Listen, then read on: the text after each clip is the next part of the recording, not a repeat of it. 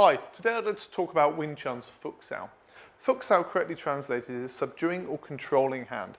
However, I have also heard it described as touching or resting hands, which are incorrect representations of what Fook Sau actually is, and to me imply inactivity, which couldn't be further from the truth.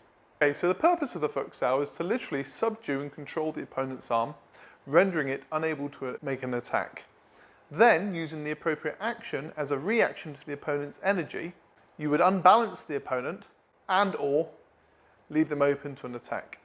One example of this might be if I'm in a Fook Sau and the opponent, obviously, maybe he's in a Tan Sau or any hand, the Fook Sau's on top, the opponent tries to throw a punch.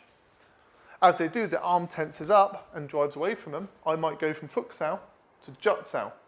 Now this Jut Sau will pull the opponent in and off balance. So number one, they're off balance. Number two, now their arm is lower, it's no longer obstructing my Fook Sau arm, which can take a straight shot. Okay, so some quick pointers for when performing Fook Sau and Sulung Sau the form.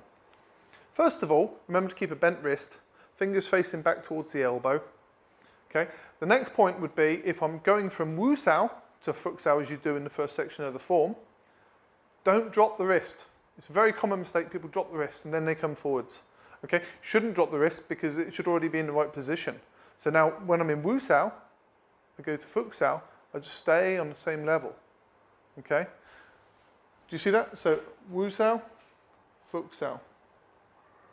Okay, a full extension of the Fook Sau, my elbow should be roughly a fist distance away from the body and the arm should be roughly parallel to the floor. And the wrist maintains a position that it's below my heart throughout the range of motion. You see Fook Sau, straight, but below the heart, okay? The wrist is on the center because this would be the contact point with the opponent. Okay, we want to control the center line.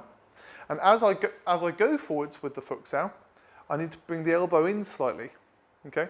So if I was to draw a straight line from the shoulder to the wrist, the elbow should be slightly inside that, okay? But if I pull it tight inside, which is another common mistake, it compromises my structure. You see my shoulders dropping, and what that's doing is twisting my spine and bringing me into it. There's a lot of tension here now, okay? So I want to stay as relaxed as possible. As I go forwards with the Fook Sau, it's the elbow that's pushing. I'm not pulling with the forearm or the hand, which should be as relaxed as possible, okay? And as my elbow comes in slightly, a full extension or every range of motion on my shoulders to be level.